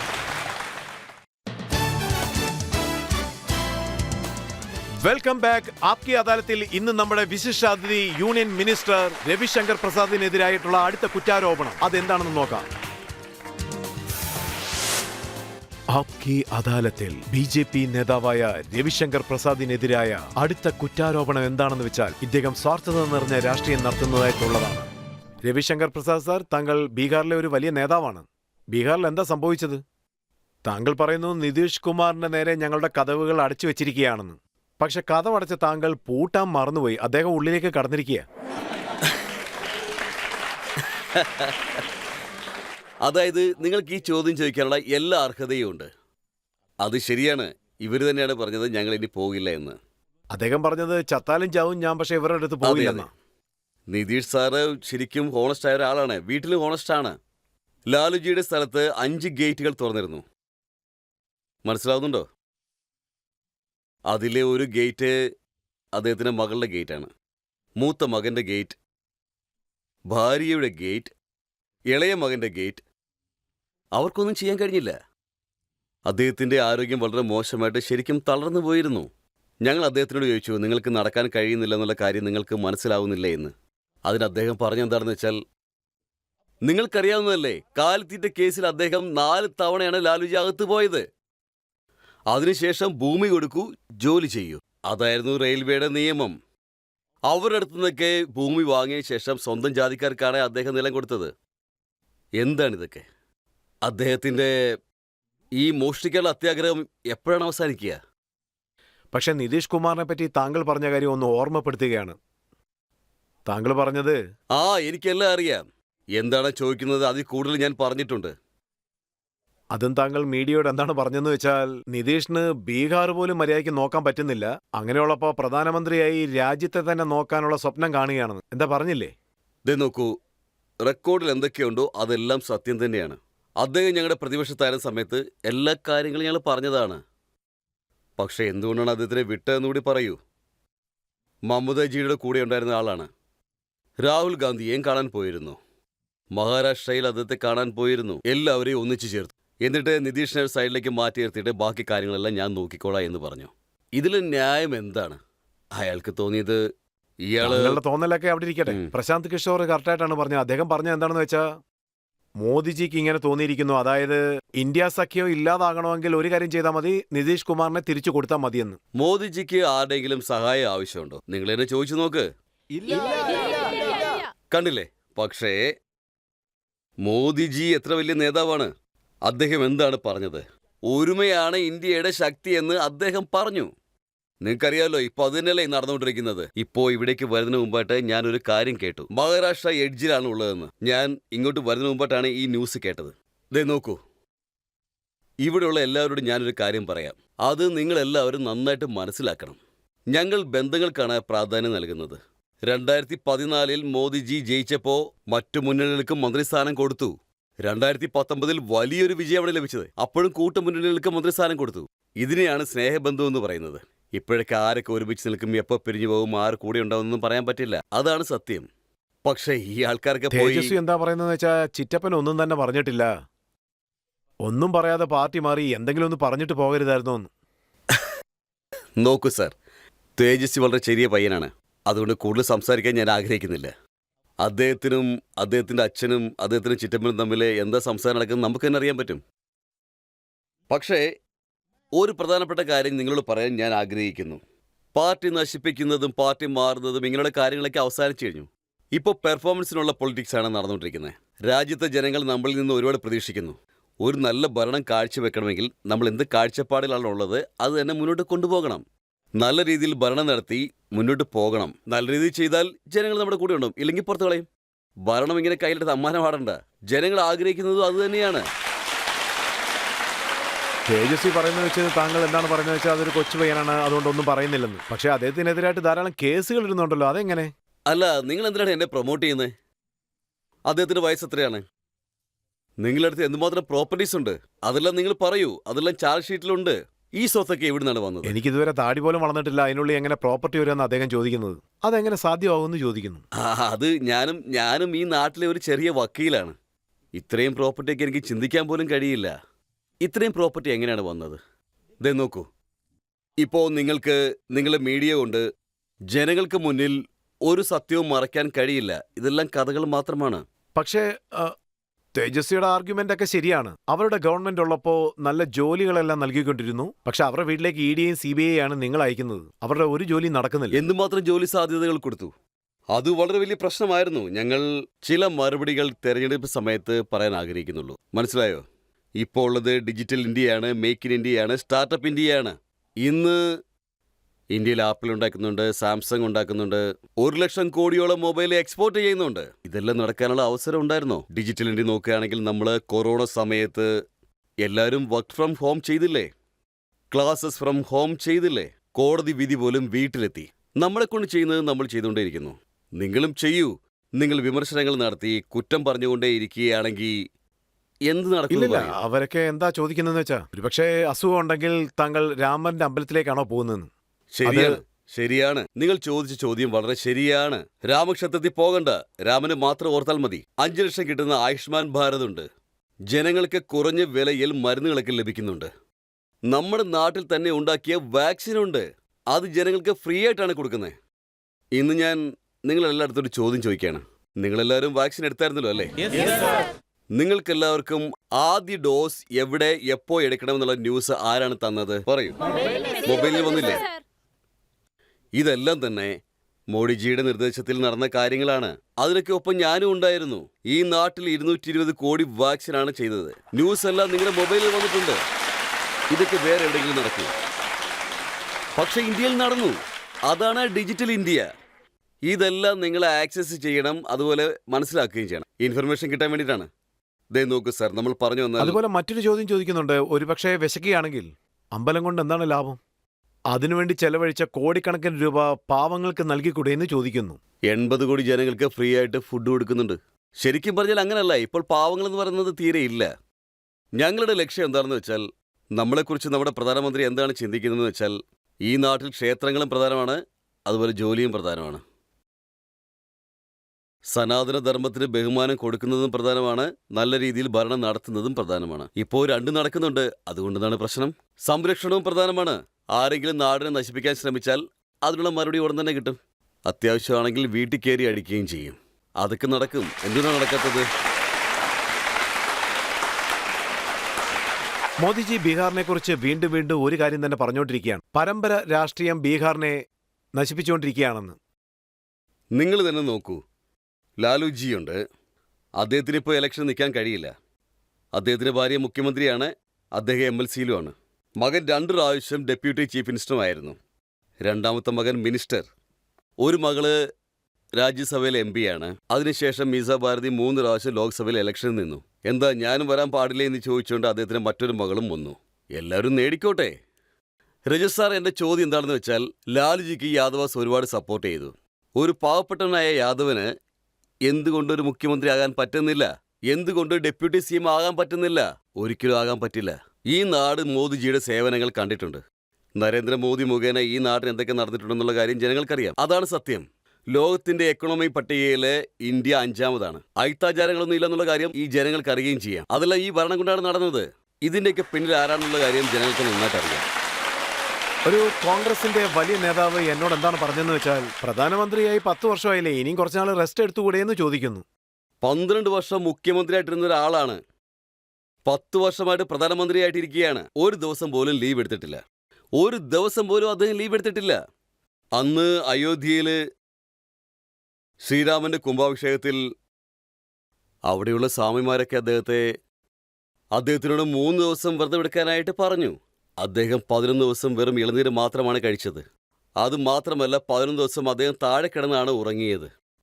അതോടൊപ്പം രാജ്യത്തെ എല്ലാ സ്ഥലത്തും അദ്ദേഹം പോയിരുന്നു. ആ സമയത്ത് ഒരുപാട് ബുദ്ധിമുട്ടി. ആ സമയത്ത് എന്തെങ്കിലും കഴിക്കാൻ ഞങ്ങൾ പറഞ്ഞു, പക്ഷെ അദ്ദേഹം കഴിച്ചില്ല. കുറച്ച് തൃണാമൃതം തരാൻ പറഞ്ഞു, അങ്ങനെ വ്രതം നിർത്താമെന്നും പറഞ്ഞു. അത് മാത്രമല്ലാതെ അദ്ദേഹം നമ്മുടെ രാജ്യത്തിനു വേണ്ടി കഷ്ടപ്പെടുന്നു, പല സ്ഥലങ്ങളിലും പോയിട്ട് വരുന്നു. ശരിക്കും പറഞ്ഞ രജത് സാർ, അദ്ദേഹത്തിന് ദൈവം നല്ല ആരോഗ്യം കൊടുക്കണം. അദ്ദേഹം ഇതുവരെയായിട്ടും വിശ്രമിച്ചത് ഞാൻ കണ്ടിട്ടേയില്ല. നിങ്ങൾക്ക് നോക്കിയാൽ മനസ്സിലാവും, ടിവിയിലൊക്കെ കാണുന്നില്ലേ? അവിടെ പോകുന്നു, ഇവിടെ പോകുന്നു, പുറം രാജ്യങ്ങളിൽ പോകുന്നു. ഇതെല്ലാം എന്ത്? അദ്ദേഹം കേദാർനാഥ് ഗുഹയിൽ 4 വർഷമായിട്ട് ധ്യാനം ഇരിക്കുകയാണ്. ഇങ്ങനെയൊക്കെയുള്ള കാര്യങ്ങൾ ചെയ്യണമെങ്കിൽ അദ്ദേഹത്തിനുള്ളിൽ എന്തൊക്കെ ഉണ്ടാവുമല്ലോ. ഞാൻ അഭിമാനത്തോടെ പറയുന്നു, നരേന്ദ്രമോദി ഒരു മികച്ച നേതാവാണ്. മികച്ച ഒരു തൊഴിലാളി നമുക്ക് ഒരു പ്രധാനമന്ത്രിയായിട്ടിരിക്കുന്നു. അദ്ദേഹം പാവങ്ങൾക്ക് വേണ്ടിയിട്ട് പ്രവർത്തിക്കുന്നു. ഇപ്പൊ നമുക്ക് ചെറിയൊരു ബ്രേക്ക് എടുക്കാം. ബ്രേക്കിന് ശേഷം ആപ്കി അദാലത്തിൽ രവിശങ്കർ പ്രസാദിനെതിരായ ചോദ്യചരങ്ങൾ തുടരുന്നതായിരിക്കും. നരേന്ദ്രമോദിക്കെതിരായിട്ട് നിൽക്കാനും അദ്ദേഹത്തിനെതിരായിട്ട് പ്രവർത്തിക്കാനും ധൈര്യമുള്ള ഒരേയൊരു നേതാവ് അരവിന്ദ് കെജ്രിവാൾ ആണെന്ന്. അതുകൊണ്ടാണ് അദ്ദേഹത്തിനെ പിടിച്ച് ജയിലിലിട്ടതെന്നും പറയുന്നു. ശരി, ഇത് പറയൂ. നിങ്ങളെക്കുറിച്ച് നിങ്ങൾ തന്നെ പറയരുതെന്ന് ഞങ്ങൾ എപ്പോൾ പറഞ്ഞോ? കാശിയിൽ മത്സരം നടന്നു, അവിടെ നിങ്ങൾ തോറ്റില്ലേ? Welcome back. ആപ്കി അദാലത്തിൽ ഇന്ന് നമ്മോടൊപ്പം വന്നിരിക്കുന്ന വിശിഷ്ട അതിഥി യൂണിയൻ മിനിസ്റ്റർ രവിശങ്കർ പ്രസാദാണ്. അദ്ദേഹത്തിനെതിരെ അടുത്ത കുറ്റാരോപണം എന്താണെന്ന് നോക്കാം. ആപ്കി അദാലത്തിൽ BJP ലീഡർ രവിശങ്കർ പ്രസാദിനെതിരായ അടുത്ത കുറ്റാരോപണം, ഇദ്ദേഹത്തിന്റെ സർക്കാർ EDയെയും CBIയെയും തെറ്റായ മാർഗത്തിലൂടെ പ്രയോജനപ്പെടുത്തുന്നു എന്ന്. രവിശങ്കർ സാർ, എല്ലാവരും ഇതാണ് ചോദിക്കുന്നത്. 2 പ്രാവശ്യം ജനങ്ങളെല്ലാം ചേർന്ന് ഡൽഹിയിൽ ഒരു മുഖ്യമന്ത്രിയെ തെരഞ്ഞെടുത്തു. 2 സംസ്ഥാനങ്ങളിൽ ഏത് പാർട്ടിയാണോ ജയിക്കുമെന്ന് കരുതിയത്, അവരെ ഇലക്ഷന്റെ സമയത്ത് ജയിലിൽ അടയ്ക്കുന്നത് EDയുടെ ഒരു മിസ്യൂസായിട്ട് കരുതണ്ടേ? ഇവരൊക്കെ അറസ്റ്റിനെ പറ്റി എനിക്കൊന്നും പറയാനില്ല, കാരണം അത് ഈയുടെ ജോലിയാണ്. ഞാനിപ്പോൾ നിങ്ങൾ ചോദിച്ച ചോദ്യത്തിന് മറുപടിയായിട്ട് വേറൊരു ചോദ്യം ചോദിക്കുകയാണ്. മനീഷ സൗദിയ 1 വർഷമായിട്ട് ജയിലിലാണല്ലോ കഴിയുന്നത്. അതെന്തായി? രാജ്കോട്ടിൽ ആരെങ്കിലും പോയി എന്തെങ്കിലും ധർണ ചെയ്തോ? അതുപോലെ സന്ദേശ് സിംഗ് 6 മാസമായിട്ട് ജയിലിലാണ് കഴിയുന്നത്. സത്യേന്ദ്ര ജംഗ് 2 വർഷമായിട്ട് ജയിലിൽ കഴിയുകയാണ്. വീട്ടിൽ 7 കോടി സൂക്ഷിച്ച കൽക്കട്ടയിലെ മന്ത്രി ഇപ്പോൾ ജയിലിൽ കഴിയുന്നതിനെ പറ്റി എന്താ പറയാനുള്ളത്? അതുകൂടാതെ വേറൊരു മന്ത്രി ഇപ്പോൾ ജയിലിലാണ്. ചില ദിവസങ്ങൾക്ക് മുമ്പായിട്ട് ഒരു പ്രശ്നം നടന്നു, അതെന്താണെന്ന് ഞാൻ ഓർക്കുന്നില്ല. ഷാർജ ഷേഖിന്റെ എല്ലാ കാര്യങ്ങളും ഇപ്പോൾ പുറത്തു വന്നില്ലേ? പറയൂ, വന്നോ ഇല്ലയോ? അപ്പോൾ എല്ലാവരും EDയുടെ തെറ്റുകളെക്കുറിച്ച് മാത്രമാണ് പറയുന്നത്. അവർ ചെയ്ത ജോലിയെ പറ്റി പറയുന്നില്ല. കോടതിയിൽ അരവിന്ദ് കെജ്രിവാൾ എന്താണ് പറഞ്ഞതെന്ന് വെച്ചാൽ, ഏത് സ്റ്റേറ്റ്മെന്റിന്റെ പേരിലാണ് അദ്ദേഹത്തെ അറസ്റ്റ് ചെയ്തുവോ ആ സ്റ്റേറ്റ്മെന്റിന്റെ പേരിൽ ചാന്ദിനി ചൗക്കിലുള്ള ഒരു പിക് പോക്കറ്റിനെ പോലും അറസ്റ്റ് ചെയ്യാൻ പറ്റില്ലെന്ന്. അണ്ണാ ഹസാരയുടെ ശിഷ്യനായ, നാട്ടിൽ സത്യസന്ധയുള്ള നേതാവായിരുന്ന എന്ന് സ്വയം തെളിയിച്ചിരുന്ന എല്ലാവരും പിരിഞ്ഞു പോയില്ലേ? സാൻ ഭൂഷക് പോയി, സിദ്ധോഷ് പിരിഞ്ഞു പോയി, കിരൺ ബേദിയും വിട്ടുപോയി, അനുപങ്കേറും പോയി, കുമാർ വിശ്വാസ് പോയി, യോഗേന്ദ്ര യാദവ് പോയി, ഷാജി ആൽമി പോയി, അണ്ണാ ഹസാരയും ഒറ്റയ്ക്ക് പോയി. ഇപ്പോൾ അവർ തമ്മിൽ യാതൊരു ബന്ധവുമില്ല. ഒന്നിച്ചിരുന്ന എല്ലാവരും ഇപ്പോൾ വേർപിരിഞ്ഞു പോയില്ലേ? അതായത് ഇവരുടെ പൊളിറ്റിക്സിൽ തെറ്റുണ്ടായിരുന്നു. സമരത്തിൽ ഒരുമിച്ചുണ്ടായിരുന്ന ആൾക്കാർ ഇപ്പോൾ ഒറ്റയ്ക്കൊറ്റയ്ക്കായി മാറിയില്ലേ? അതുപോലെ മറ്റൊരു കാര്യം, നിങ്ങൾ പറഞ്ഞ കാര്യങ്ങളൊക്കെ ഇപ്പോൾ എന്തായി മാറി? ആ കഥയിലേക്ക് കടക്കാൻ ഞാൻ ആഗ്രഹിക്കുന്നില്ല. അവർ പറയുന്നത് എന്താണെന്ന് വെച്ചാൽ, നരേന്ദ്രമോദിക്കെതിരായിട്ട് നിൽക്കാനും അദ്ദേഹത്തിനെതിരായിട്ട് പ്രവർത്തിക്കാനും ധൈര്യമുള്ള ഒരേയൊരു നേതാവ് അരവിന്ദ് കെജ്രിവാൾ ആണെന്ന്. അതുകൊണ്ടാണ് അദ്ദേഹത്തിനെ പിടിച്ച് ജയിലിലിട്ടതെന്നും പറയുന്നു. ശരി, ഇത് പറയൂ. നിങ്ങളെക്കുറിച്ച് നിങ്ങൾ തന്നെ പറയരുതെന്ന് ഞങ്ങൾ എപ്പോൾ പറഞ്ഞോ? കാശിയിൽ മത്സരം നടന്നു, അവിടെ നിങ്ങൾ തോറ്റില്ലേ? എന്നിട്ട് ഗുജറാത്തിൽ പോയി നരേന്ദ്രമോദി എതിർക്കാനായിട്ട് ഒരു പുലി വന്നു എന്ന് പറഞ്ഞു. പക്ഷേ ഒരു സീറ്റ് മാത്രമല്ലേ കിട്ടിയുള്ളൂ. ശരിയല്ലേ? ഡൽഹിയിലെ ലോക്സഭയിൽ നിങ്ങൾക്ക് ഒരു സീറ്റ് പോലും കിട്ടിയില്ല. അസംബ്ലി ഇലക്ഷൻ ജയിച്ചു, അത് സത്യമാണ്. ഞാൻ എന്താണ് പറയാൻ ആഗ്രഹിക്കുന്നത് വെച്ചാൽ, ഇങ്ങനെയുള്ള ഉടായ്പ ഭരണവും കള്ളത്തരങ്ങളും ഒന്നും ഒരിക്കലും ജയിക്കാൻ പോകുന്നില്ല. ഇവിടെ ഇരിക്കുന്ന എല്ലാ പബ്ലിക്കിനും കാര്യങ്ങൾ അറിയാം, എല്ലാവർക്കും മനസ്സിലാവും. അവരെ ട്രസ്റ്റ് ചെയ്യേ. പക്ഷേ അവര് പറയുന്നത് ശരിയല്ലേ? എത്രയോ റെയ്ഡ് നടന്നു, പക്ഷെ 1 രൂപ പോലും കിട്ടിയില്ലല്ലോ. അത് അവരാണ് പറയുന്നത്. ഇ ഡി എപ്പോഴാണ് പറഞ്ഞത്? ഇഡിയുടെ തന്റെ തീരുമാനങ്ങളെ ആപ്കി അദാലത്തിലും ടി വിയിലും പറയാറില്ല. അവർ കോടതിയിലാണ് പറയുന്നത്. ഒരു തവണ നിങ്ങൾ നിങ്ങളുടെ റിപ്പോർട്ടറിൻ്റെ അടുത്ത് പറഞ്ഞ് കോടതിയിൽ ഇ ഡി എന്താണ് പറഞ്ഞതെന്ന് ചോദിക്കൂ, അപ്പം മനസ്സിലാകുമല്ലോ. ഒരു സി എമ്മിനെ അറസ്റ്റ് ചെയ്യാന്ന് പറഞ്ഞാൽ സാധാരണ കാര്യമല്ലോ. നിങ്ങളൊരു സി എം ആണ്, അഴിമതി നടത്തിക്കോ എന്നും പറഞ്ഞു അങ്ങനെ അങ്ങ് വിട്ടുകൊടുക്കാൻ പറ്റുമോ? ലാലുവും ജയിലിൽ പോയില്ലേ? ഹേമന്തും ജയിലിൽ പോയില്ലേ? എത്ര മന്ത്രിമാർ പോയി? പക്ഷെ ഇത് കുറച്ച് വിചിത്രമാണ്. ജയിലിലിരുന്ന് സർക്കാരിനെ നടത്തുന്ന ഈ അദ്ദേഹം ചോദ്യം പറഞ്ഞു. കൊള്ളല്ലോ സാർ, ശരിക്കും അടിപൊളി. സഭാഷ്. ഇവരെല്ലാവരും നാട്ടിലെ എത്തിക്സിനെ കുറിച്ചാണ് പറയുന്നത്. അണ്ണാ ഹസാരയുടെ കാര്യം നോക്കുകയാണെങ്കിൽ ഒരു പൊളിറ്റിക്കൽ റെക്കോർഡ്സും ഇല്ല. ഇന്ത്യൻ റവന്യൂ സർവീസ് ജോലി ചെയ്ത ആളാണ്. അവിടെ NGO നടത്തുന്നു, വേറെ വേറെ ജോലികളും ചെയ്തിരുന്നു. അണ്ണാ ഹസാര പാർട്ടിയിലേക്ക് ഇറങ്ങി, ഒരു നേതാവായി വളരെ നല്ല കാര്യം. ജനങ്ങളൊക്കെ ഒരുപാട് പ്രശംസിച്ചു. പക്ഷെ അദ്ദേഹത്തിന് വലുതായിട്ട് പൊളിറ്റിക്കൽ റെക്കോർഡ്സ് ഒന്നുമില്ല. അദ്ദേഹം എങ്ങനെ ജയിലിൽ നിന്ന് ഭരണം നടത്തും? നാട്ടിൽ ഒരിക്കലും ഇങ്ങനെ നടന്നിട്ടില്ല. ഇതിന്റെയൊക്കെ അർത്ഥം എന്താണ്? ഇതിന്റെ അർത്ഥം അദ്ദേഹത്തിന്റെ ഭാര്യ പറഞ്ഞു. കേജ്രിവാൾ അവരോട് എന്താണ് പറഞ്ഞെന്ന് വെച്ചാൽ, എന്റെ ശരീരം മാത്രമേ ജയിലിലുള്ളൂ, പക്ഷെ എന്റെ മനസ്സ് മൊത്തം വെളിയിലാണെന്ന് പറഞ്ഞു. അത് കൊള്ളാം, ഗംഭീരം, അത് കൊള്ളാമല്ലോ. ഞാനും കൈയടിക്കാം. അതിനോടൊപ്പം അദ്ദേഹം മറ്റൊരു കാര്യവും പറഞ്ഞു. നിങ്ങൾ നിങ്ങളുടെ കണ്ണുകൾ അടച്ച് ആലോചിക്കുകയാണെങ്കിൽ നിങ്ങളുടെ അടുത്ത് ഞാൻ ഉണ്ടായിരിക്കുമെന്ന് പറഞ്ഞു. അത് കൊള്ളാമല്ലോ. ഇന്ത്യയിലെ റവന്യൂ സർവീസിൽ ഇരിക്കുന്ന ഒരാള്, IIT ഖരഗ്പൂരിൽ പഠിച്ച ഒരാള്, ടാറ്റ സ്റ്റീലിലും വർക്ക് ചെയ്തിട്ടുണ്ട്, അണ്ണാ ഹസാരയുടെ ശിഷ്യനുമാണ്. അങ്ങനെ ഇങ്ങനെയാണോ സംസാരിക്കുന്നത്? ഈ നാടിന്റെ രാഷ്ട്രീയം എങ്ങോട്ടാണ് ഈ പോകുന്നത്? ശരിക്കും വലിയ ബുദ്ധിമുട്ട് തന്നെ. ഇതിൽ കൂടുതൽ എനിക്കൊന്നും പറയാൻ കഴിയില്ല. ഇനിയെങ്കിലും അദ്ദേഹം ഒന്ന് ആലോചിക്കുകയാണെങ്കിൽ അതിനെ ഇങ്ങനെ വേണമെങ്കിൽ പറയാം: a very new law in the politics of India. ഇന്ത്യയുടെ ഭരണത്തിന്റെ ഏറ്റവും സങ്കടകരമായ കാര്യമാണിത്. ആസ് എ ഫ്യൂച്ചർ ലോയർ എനിക്കൊരു ചോദ്യം ചോദിക്കാനുണ്ട്. അരവിന്ദ് കെജ്രിവാളിന് ജയിലിൽ കിടന്നുകൊണ്ട് ഭരണം നടത്താൻ സാധിക്കുമോ? Is it legally allowed to run government from jail? ജനാധിപത്യത്തിൽ എല്ലാം നിയമപ്രകാരം മാത്രം നടക്കില്ല. ജനാധിപത്യം ജനങ്ങളുടെ സഹകരണത്തോടു കൂടി മാത്രമേ നടക്കൂ. ഇപ്പോ കേജ്രിവാൾ നല്ല വിദ്യാഭ്യാസമുള്ള ആളാണ്, മാർക്സെ അവാർഡ് വിന്നറാണ്, IIT ഗ്രാജുവേറ്റ്, അണ്ണാ ഹസാരയുടെ ശിഷ്യൻ. അങ്ങനെയുള്ള ആൾ ഇങ്ങനെ സംസാരിച്ചാൽ ഇതൊക്കെ നടക്കുകയുള്ളൂ. ഇതൊക്കെ നാണമില്ലാത്ത കാര്യങ്ങളാണ്. ഇതിനെക്കുറിച്ചൊക്കെ ഞാൻ എന്താ പറയുക? രവിശങ്കർ സാർ, അദ്ദേഹത്തിന് നാണക്കേടൊന്നും ഇല്ലെന്നുള്ളത് സത്യം തന്നെയാണ്. പക്ഷേ ഇവിടെ നോക്കേണ്ട മറ്റൊരു പ്രധാനപ്പെട്ട കാര്യം എന്താണെന്ന് വെച്ചാൽ, ഇങ്ങനെ കേസ് നടക്കുന്ന സമയത്ത് താങ്കൾ കൽക്കരി മിനിസ്റ്ററാണ്. നവീൻ ജിൻഡലിന്റെ മേൽ താങ്കൾ ആ സമയത്ത് കൽക്കരി കുംഭകോണത്തിന്റെ പേരിൽ കേസിടുകയാണ്. EDയുടെ ഒരു കേസും ഉണ്ട്. പക്ഷേ അദ്ദേഹത്തിനെ താങ്കൾ താങ്കളുടെ പാർട്ടിയിലും ചേർത്ത് പിന്നീട് സീറ്റും നൽകി. അദ്ദേഹം ട്രയൽസിലുള്ള ആളല്ലേ? അല്ല, ഞാൻ അങ്ങനെ കേട്ടിട്ടുണ്ട്. ട്രയൽസ് സഫർ ചെയ്യുകയാണെങ്കിൽ സഫർ ചെയ്യട്ടെ. അജിത് പവാർ, അതെ, അദ്ദേഹത്തിന് കേസ് നടക്കുന്നുണ്ട്. അശോക് ചവാൻ, അദ്ദേഹത്തിന് കോർട്ട് സ്റ്റേ പലയിടങ്ങളിലായിട്ട് വന്നിട്ടുണ്ട്. അശോക് ചവാനെ കുറിച്ച് ഞാൻ അറിഞ്ഞിടത്തോളം കോടതിയിൽ നിന്ന് അദ്ദേഹത്തെ വിട്ടിട്ടുണ്ട്. ഞാൻ വീണ്ടും നിങ്ങളോട് പറയുകയാണ്, രാഷ്ട്രീയത്തിലുള്ള എല്ലാ ആൾക്കാരും ഒരു പക്ഷേ അദ്ദേഹത്തിന് മേൽ ആക്ഷൻ എടുക്കുകയാണെങ്കിൽ ഒരുപക്ഷെ മോഡിജി അദ്ദേഹത്തിന് മേൽ എടുക്കുന്ന ആക്ഷൻസ് ഒക്കെ നിർത്താൻ വേണമെങ്കിൽ പറഞ്ഞു നോക്കൂ. അപ്പോൾ ഈ ചോദ്യത്തിനുള്ള മറുപടി ഞാൻ പറയാം. അതുപോലെ ഒന്നും തന്നെ നടന്നിട്ടില്ല. രാഷ്ട്രീയക്കാരനായതുകൊണ്ട് പലതവണ നിങ്ങൾ ആ തീരുമാനം എടുത്തേ മതിയാകൂ, അല്ലാതെ വേറെ വഴിയില്ല. പക്ഷേ ഇത് അഴിമതിയുമായി ബന്ധപ്പെട്ട ഒരു കാര്യമാണ്. ഇക്കാര്യത്തിൽ യാതൊരുവിധ കോംപ്രമൈസ്. അതുകൊണ്ടാണ് മമതാ ബാനർജിക്ക് ചോദ്യം ചോദിക്കാനുള്ള സന്ദർഭം ലഭിച്ചിരിക്കുന്നത്. ഭാരതീയ ജനതാ പാർട്ടി ഒരു വാഷിംഗ് മെഷീൻ ആണെന്നാണ് പറയുന്നത്. അഴിമതിക്കാരൻ വാഷിംഗ് മെഷീനുള്ളിൽ പോയാൽ അവനെ കഴുകി പുറത്തേക്ക് കൊണ്ടുവരുന്നെന്ന് പറയുന്നു. ബംഗാളിൽ ഇപ്പൊ എന്താണ് നടക്കുന്നത്? ഇതൊക്കെ നിങ്ങൾ അറിയുന്നുണ്ടോ? ഗോൾഡ് എല്ലാം സീസ് ചെയ്തു, പല പെൺകുട്ടികളുടെ മാനം പോയി. മമതയും ചുമ്മാതിരിക്കുകയാണ്. എന്തുമാത്രം അഴിമതി നടക്കുന്നു. അവർ ഹിന്ദു ആചാരങ്ങളെ എത്രത്തോളാണോ അവമാനിക്കുന്നത്? ഇത് ഒട്ടും ശരിയല്ലാത്ത കാര്യങ്ങളാ. മമതയും അവരുടെ മരുമക്കളും എന്താ ചെയ്യുന്നതെന്ന് എന്നോട് ചോദിക്കാൻ നിൽക്കണ്ട. അതൊക്കെ ഞാൻ വേണമെങ്കിൽ പേഴ്സണലായിട്ട് പറയാമെന്ന് പറയാം. അവർക്കെതിരെയും കേസുകളൊക്കെ നടക്കുന്നുണ്ടല്ലോ. പലതവണ സുപ്രീം കോടതിയിലും പോയി. റിലീഫ് കിട്ടിയോ? അതുകൊണ്ട് ഇതുപോലുള്ള കാര്യങ്ങളെയൊക്കെ മമതാജി കളിയാക്കിക്കൊണ്ടിരിക്കുകയാണ്. അവർ കളിയാക്കിക്കോട്ടെ, അത് സാരമില്ല. പക്ഷേ ജനങ്ങൾ ഈ തവണ ചരിത്രമാവുന്ന തീരുമാനമായിരിക്കും ബംഗാളിൽ ജനങ്ങൾ കൊടുക്കാൻ പോകുന്നത്. ഇതൊക്കെ ജനങ്ങളാണ് തീരുമാനിക്കേണ്ടത്. ജനങ്ങളുടെ നടുക്ക് നിന്ന് ആരെങ്കിലും ചോദിക്കാനുണ്ടോ? കോൺഗ്രസിലെ ജനങ്ങളൊക്കെ ഇപ്പൊ BJPയിൽ ചേർന്നോണ്ടിരിക്കുക. ഇത് തന്നെ തുടർന്നാൽ കോൺഗ്രസ് തീർന്നു പോകും. ഈ രാജ്യത്ത് നിങ്ങൾക്ക് സ്ട്രോങ് ആയിട്ടുള്ള ഒരു ഓപ്പോസിഷൻ വേണമെന്ന് തോന്നുന്നില്ലേ? നിങ്ങൾ പറഞ്ഞത് ശരിയാണ്. I totally agree with you. ഒരു നല്ല ഭരണത്തിന് ഒരു നല്ല പ്രതിപക്ഷവും ആവശ്യമുണ്ട്. പക്ഷെ ഓപ്പോസിഷൻ ശക്തവും നല്ലതുമായിരിക്കണം. അവരുടെ കോൺട്രാക്ട് ഞങ്ങൾക്കെടുക്കാൻ കഴിയില്ല. അവരുടെ നേതാവിന് തന്നെ അവരുടെ പാർട്ടിയെ സംരക്ഷിക്കാൻ കഴിയുന്നില്ല. അപ്പൊ പിന്നെ ഞാനെന്ത് പറയാനാണ്? രാഹുൽ ഗാന്ധി 10 വർഷമായി തോറ്റുകൊണ്ടിരിക്കുകയാണ്. പക്ഷെ എന്താ പറയുന്നത്? ഐ എം ഓൾവേസ് റൈറ്റ് എന്ന്. ഇതിനെക്കുറിച്ച് ഞാൻ എന്താ അതുപോലെ പറയുക? രാഹുൽ ഗാന്ധി മറ്റൊരു കാര്യവും പറഞ്ഞിട്ടുണ്ട്. ജനങ്ങൾ ഞങ്ങൾക്ക് വോട്ട് ചെയ്യുന്നുണ്ട്, പക്ഷേ EVM-ൽ ആ വോട്ട് താമരയ്ക്കാണ് ചെല്ലുന്നത്. അദ്ദേഹം പറയുന്നത് രാജാവിന്റെ ആത്മാവ് EVM-നുള്ളിലാണ് ഉള്ളത്. EVM ഇല്ലെങ്കിൽ മോദിക്ക് ജയിക്കാൻ പറ്റില്ലെന്നും പറയുന്നു. അല്ല, ഞാനൊരു കാര്യം ചോദിക്കട്ടെ. ഹിമാചൽ പ്രദേശിൽ നടന്ന ഇലക്ഷനിൽ അവരല്ലേ ജയിച്ചു വന്നത്? കർണാടകത്തിലും അവർ തന്നെയാണ് ജയിച്ചത്. അപ്പൊ ഇതിന്റെ അർത്ഥം എന്താണ്? മൻമോഹൻ സിംഗ് കഴിഞ്ഞ 10 വർഷമായിട്ട് പ്രധാനമന്ത്രിയായിരുന്ന ആളാണ്. അഖിലേഷ് യാദവും CM ആയത് EVM-ൽ തന്നെ വോട്ട് ചെയ്തിട്ടാണ്. മമതാജിയും 2 പ്രാവശ്യം CM ആയിരുന്നു, അതും EVM-ൽ കൂടി തന്നെയല്ലേ. നിങ്ങൾ ജയിക്കുകയാണെങ്കിൽ EVM ഓക്കെ, വേറെ ആരെങ്കിലും ജയിക്കുകയാണെങ്കിൽ EVM തെറ്റാണെന്നും പറയുന്നു. ഇതിന് ഞാൻ എന്ത് മറുപടിയാ പറയുക? എനിക്കൊന്നേ പറയാനുള്ളൂ. രാഹുൽജി, ഇത് ഞാൻ വളരെ സ്ട്രോങ് ആയിട്ട് പറയുകയാണ്. രാഹുൽജി ഇന്ന് പൊളിറ്റിക്സിൽ നിൽക്കുന്ന ഒരാളാണ്.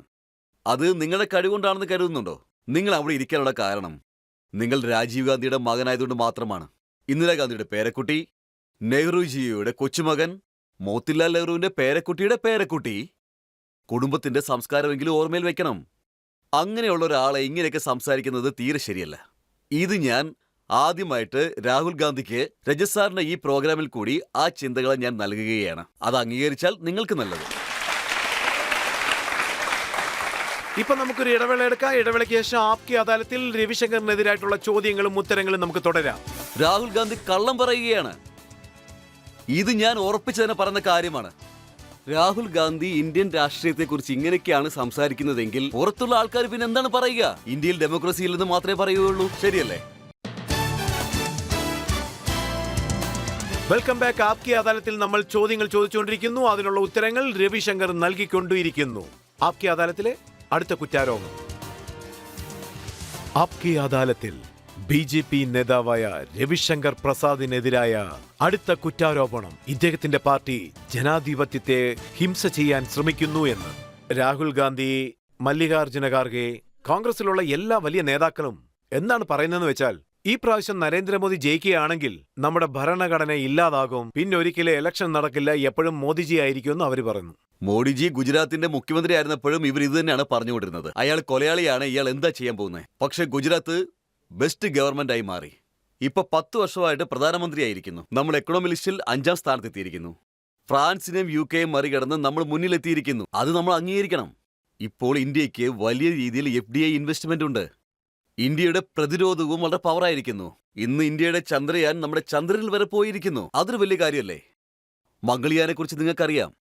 So India is becoming A pace power and military power. ഇന്ന് ഭാരതത്തിലെ കുട്ടികളൊക്കെ സ്പോർട്സിൽ എന്തുമാത്രം കഴിവ് തെളിച്ചിരിക്കുകയാണ്, എന്തുമാത്രം ഗോൾഡ് മെഡൽസ് മേടിക്കുന്നു. എല്ലാ രീതിയിലുള്ള വളർച്ചയും നടന്നുകൊണ്ടിരിക്കുകയാണ്. അതുകൊണ്ട് മോദിജിയുടെ ഭരണം കൊണ്ട് നാടിന് ഗുണമേ ഉണ്ടായിട്ടുള്ളൂ. വോട്ട് മാത്രം അവർക്ക് എങ്ങനെയാണ് കിട്ടുന്നത്? നിങ്ങൾ തന്നെ പറയൂ രജിത് സാർ. പക്ഷേ അവരുടെ പ്രശ്നം ഇതൊന്നുമല്ല. നിങ്ങൾ ജോലി ചെയ്യും, പക്ഷെ അവരുടെ ബാങ്ക് അക്കൗണ്ട് എന്തിനാണ് ഫ്രീസ് ചെയ്യുന്നത്? അത് ഇലക്ഷന്റെ സമയത്ത് കോൺഗ്രസ് പാർട്ടിയുടെ ബാങ്ക് അക്കൗണ്ട് ഫ്രീസ് ചെയ്യുന്നു. രാഹുൽ ഗാന്ധി പറയുന്നു അദ്ദേഹത്തിന്റെ അടുത്ത് പണമില്ല, ട്രെയിൻ ടിക്കറ്റ് എടുക്കാനുള്ള പണം പോലും ഇല്ലെന്ന്. അതിനെപ്പറ്റി എന്ത് പറയുന്നു? പൊളിറ്റിക്കൽ പാർട്ടിയുടെ കാശിന് ടാക്സ് ഇടാറില്ല. പക്ഷേ നിങ്ങൾ നിങ്ങളുടെ ഇൻകത്തിന് റിട്ടേൺ ഫയൽ ചെയ്തിരിക്കണം. അതായത് 20,000-ന് മുകളിൽ നിങ്ങൾക്ക് ഇത്രയും കാശ് ചെക്ക് മുഖേന ലഭിച്ചിരിക്കുന്നുവെന്ന് കാണിക്കണം. ഇതെല്ലാം ഓഡിറ്റ് ചെയ്ത് കൊടുക്കണം. ഒരുപക്ഷെ കൊടുത്തില്ലെങ്കിൽ ആക്ഷൻ എടുക്കുക തന്നെ ചെയ്യും.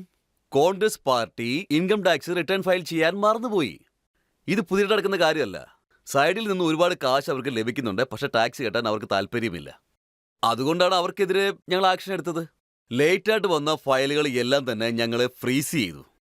അല്ല, കോർട്ട് എന്തിനാണ് അത് റെഫ്യൂസ് ചെയ്തത്? അപ്പീൽ കൊടുത്തിട്ടും കമ്മീഷണർ അത് റെഫ്യൂസ് ചെയ്തു. IT-യും AT-യും റെഫ്യൂസ് ചെയ്തു. ഹൈക്കോർട്ട് പോലും ഈ സ്റ്റേ റെഫ്യൂസ് ചെയ്യാണ് ചെയ്തത്.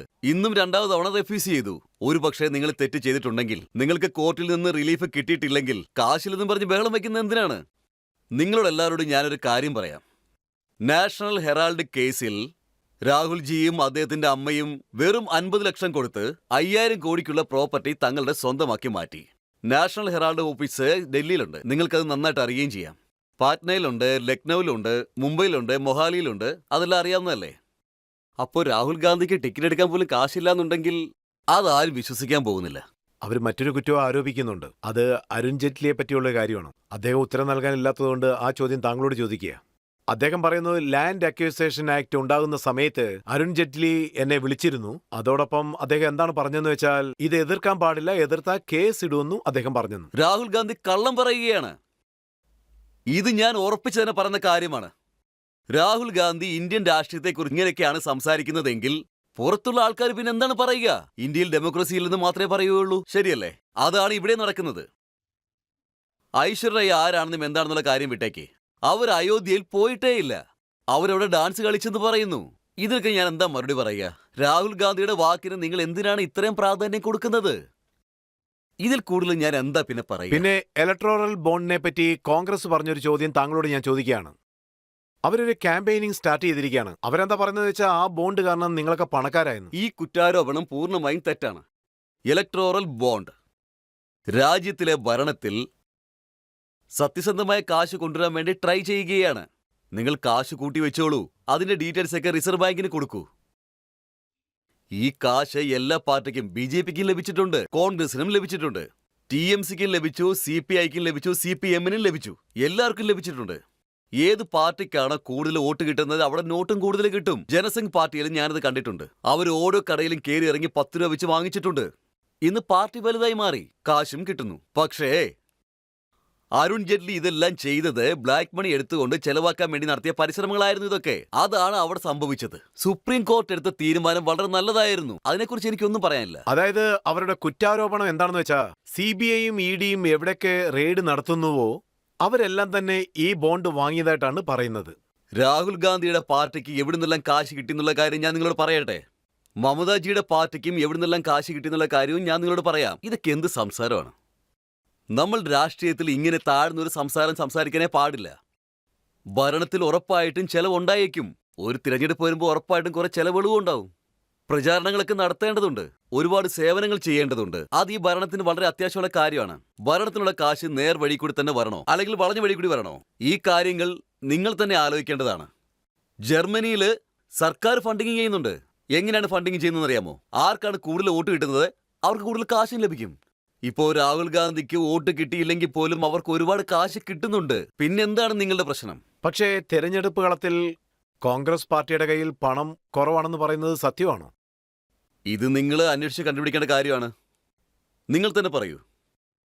അവർ 50-55 വർഷമായിട്ട് നല്ല പവറിൽ തന്നെയാണുള്ളത്. ഇപ്പോഴും അതേ പവറിലാണ്. കോൺഗ്രസ് പാർട്ടിക്കുള്ള ഫണ്ട് പല സോഴ്സിൽ കൂടി വരുന്നുണ്ട്. എനിക്കൊരു കാര്യം മനസ്സിലാകുന്നില്ല. നമ്മൾ എന്തിനാണ് രാഹുൽ ഗാന്ധിയെക്കുറിച്ച് ഇത്രയൊക്കെ പറഞ്ഞുകൊണ്ടിരിക്കുന്നത്? എന്തിനാ ഇത്ര സംസാരിക്കുന്നത്?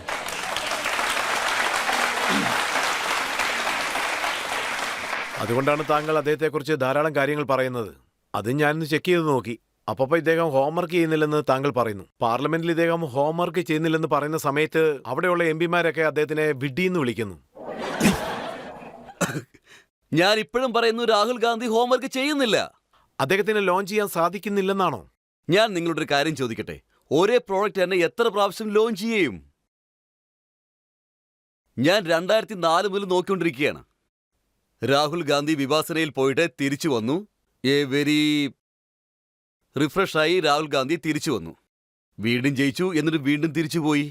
സ്നേഹം എന്ന കട തുറന്നു, അതിനുശേഷം രാഹുൽ ഗാന്ധി വീണ്ടും തിരിച്ചുപോയി. എത്ര പ്രാവശ്യം വീണ്ടും ഇങ്ങനെ ലോഞ്ച് ആയിക്കൊണ്ടിരിക്കും? ഈ നാടിന് നോൺ സീരിയസ് പൊളിറ്റിക്സ് തീരെ ഇഷ്ടമുള്ള കാര്യമല്ല. ഞാൻ പറയുന്നത് മനസ്സിലാവുന്നുണ്ടോ? ഒരു പക്ഷെ സീരിയസ് പൊളിറ്റീഷ്യൻ ആണെങ്കിൽ സീരിയസ് ആയിട്ട് സംസാരിക്കേ. നിങ്ങളുടെ ലക്ഷ്യത്തെക്കുറിച്ച് പറയൂ, കാഴ്ചപ്പാടുകളെക്കുറിച്ച് പറയൂ, എങ്ങനെയാണ് ഇംപ്ലിമെന്റ് ചെയ്യാൻ പോകുന്നതിനെ കുറിച്ച് പറയൂ. ബാക്കി കാര്യങ്ങളൊക്കെ ഞങ്ങൾക്ക് വിട്ടേക്ക്, ഞങ്ങൾ നിങ്ങൾ വോട്ട് ചെയ്ത് വിജയിപ്പിക്കാം.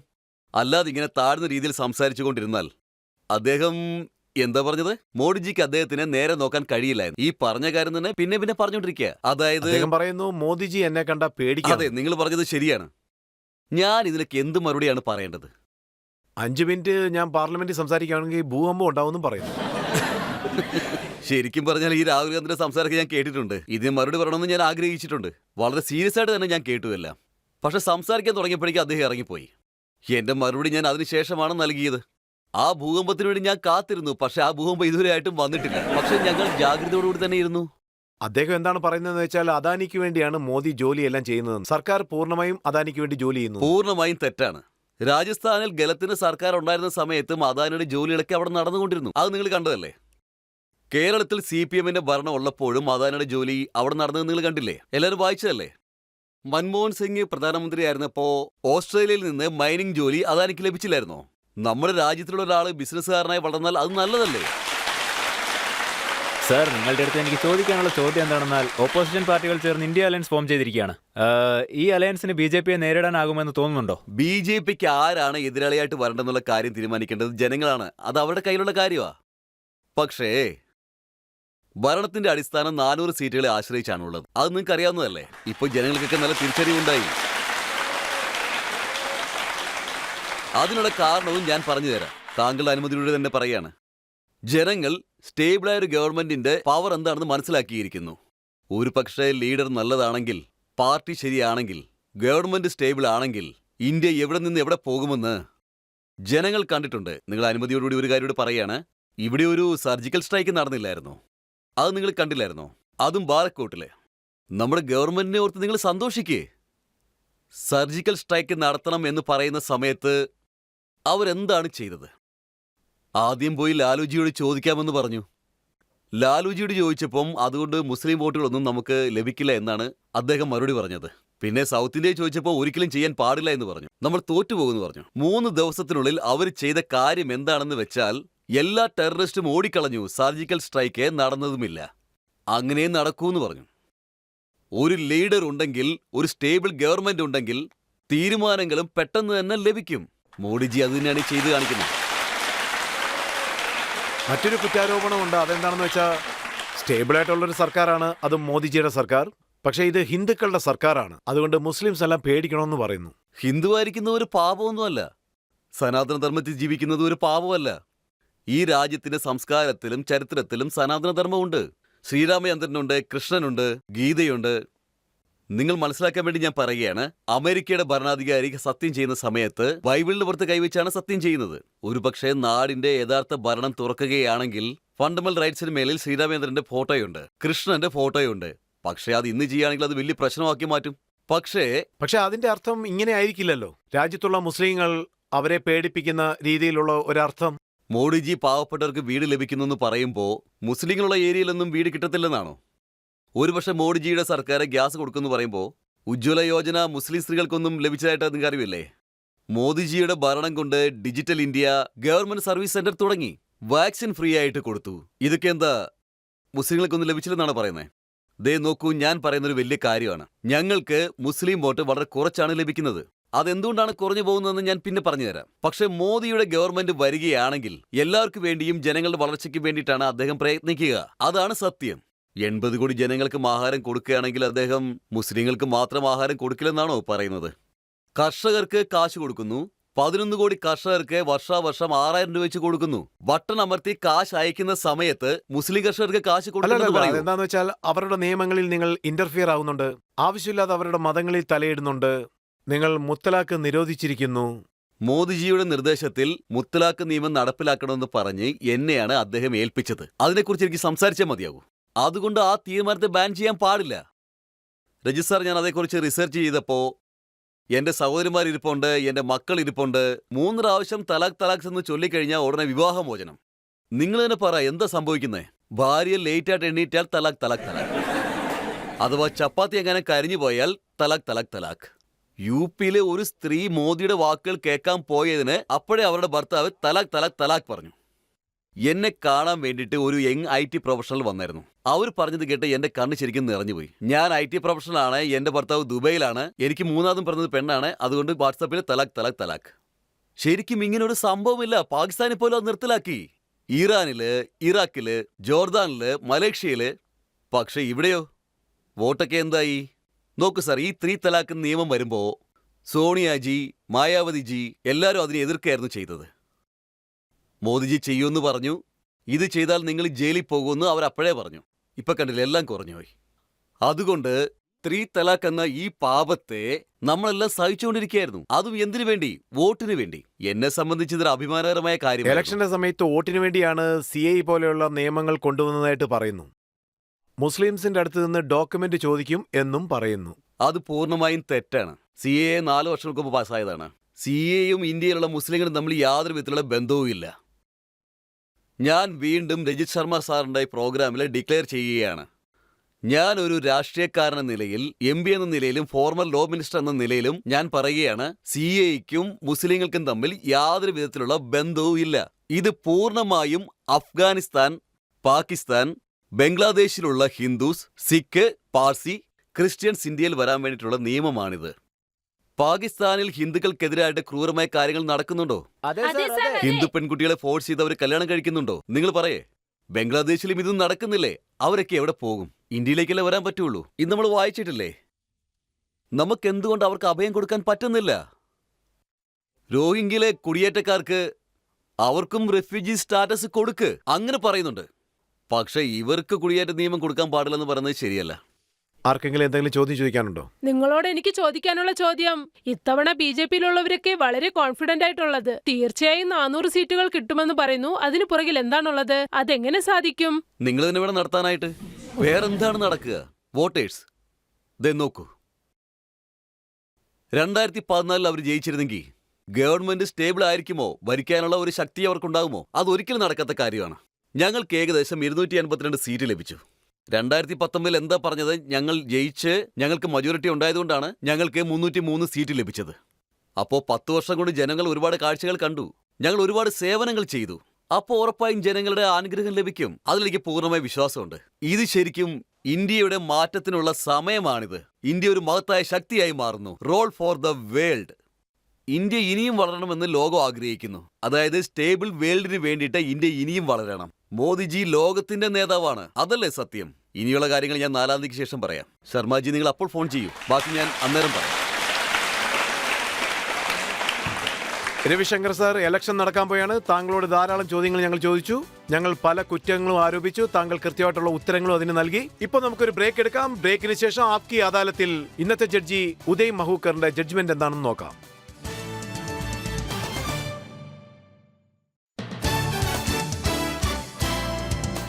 Welcome back. ആപ്കി അദാലത്തിൽ ഇന്ന് നമ്മളൊരു വിചാരണ നടത്തി. Former law minister, former telecom minister Ravishankar പ്രസാദിനെതിരായ ആപ്കി അദാലത്തിലെ കുറ്റാരോപണങ്ങളുടെ ജഡ്ജ്മെന്റ് എന്താണെന്ന് നമുക്കിപ്പോൾ ഇവിടെ നോക്കാം. പൊതുവെ സമൂഹത്തിലുള്ള വ്യക്തികൾ 2 തരക്കാരാണെന്ന് പറയാം. ചിലർ പണത്തിന് പ്രാധാന്യം നൽകുന്നു, ചിലർ അറിവിന് പ്രാധാന്യം നൽകുന്നു. ഇതാണ് നമ്മൾ ഇംഗ്ലീഷിൽ ഫിനാൻഷ്യൽ ഹോണസ്റ്റി, പിന്നെ ഇന്റലക്ച്വൽ ഹോണസ്റ്റി എന്ന് പറയാറ്. ഒരു റിപ്പോർട്ടറായിക്കൊണ്ട് രവിശങ്കർ സാറിനെ ഞാൻ ഒരുപാട് വർഷം കവർ ചെയ്തിട്ടുണ്ട്. അദ്ദേഹത്തിന്റെ വൈജ്ഞാനിക വൈഭവം ഞാൻ പലതവണ ശ്രദ്ധിച്ചിട്ടുള്ളതാണ്. അതിൽ അദ്ദേഹം അഗ്രഗണ്യനാണ്. അദ്ദേഹത്തിന്റെ ഉത്തരങ്ങളെല്ലാം വളരെ കൺവിൻസിംഗ് തന്നെയായിരുന്നു. മാധ്യമപ്രവർത്തകനായിരുന്ന അന്നത്തെ പോലെ തന്നെയാണ് അദ്ദേഹം ഇന്നും. രാമക്ഷേത്രത്തെ പറ്റിയുള്ള ചോദ്യങ്ങൾക്ക് സ്ട്രെയിറ്റ് ഫോർവേഡായിട്ട് മറുപടികൾ നൽകി. മോദിജിയുടെ ഗവൺമെന്റിനെ പറ്റി ചോദ്യങ്ങൾ ചോദിച്ചപ്പോഴും വ്യക്തമായിട്ടുള്ള ഉത്തരങ്ങൾ തന്നെ അദ്ദേഹം നമുക്ക് നൽകി. മിസ്യൂസ് ഓഫ് പവറിനെ പറ്റി ചോദിച്ചപ്പോഴും അദ്ദേഹം വ്യക്തമായ മറുപടികൾ തന്നെ നൽകി. അതിനുശേഷം മുസ്ലിംസിനെയും CAAയെയും പറ്റിയുള്ള പ്രശ്നത്തിൽ അദ്ദേഹം നൽകിയ മറുപടികൾ ഓരോന്നും വളരെ കൺവിൻസിംഗ് തന്നെയായിരുന്നു. ബോണ്ട് ഇഷ്യൂവിനെ പറ്റിയും അദ്ദേഹം വിവരിച്ചു. ഈ ബോണ്ട് ഇഷ്യൂവിനെ പറ്റി പറയുകയാണെങ്കിൽ അതിൽ ജനങ്ങൾക്ക് ഒരു വ്യക്തത കുറവുണ്ടായിരുന്നു. പക്ഷേ ഇന്ന് എല്ലാവർക്കും അത് മനസ്സിലാക്കി കൊടുക്കണം. അതുകൊണ്ട് രജത് ശർമ്മ നയിച്ച ഈ പരിപാടി കാരണം ഈ കാര്യത്തെപ്പറ്റി ജനങ്ങൾക്കെല്ലാവർക്കും വ്യക്തത വന്നിരിക്കുകയാണ്. ഇപ്പോ രവിശങ്കർ പ്രസാദ് ജി അദ്ദേഹത്തെ ഈ നീതിപീഠം കുറ്റവിമുക്തനാക്കുന്നു.